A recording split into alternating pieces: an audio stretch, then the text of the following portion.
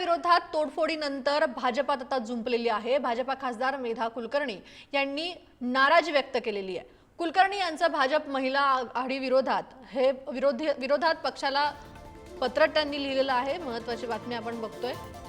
भाजपा खासदार मेधा कुलकर्णी यांनी नाराजी व्यक्त केली आहे। भाजप महिला आघाडी विरोधात पक्षाला पत्र लिहिण्यात आलेलं आहे। तर या पत्रावरती धीरज घाटे काय म्हणालेत बघूया।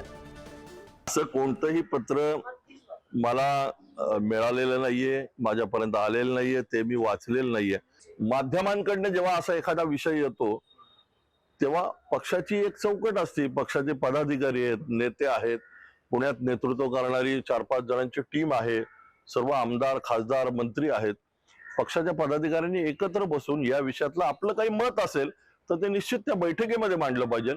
असं माध्यमांसमोर एखाद्या विषयावरती रिॲक्ट होणं आणि मग त्याची चर्चा होणं हे सोयीचं नाहीये।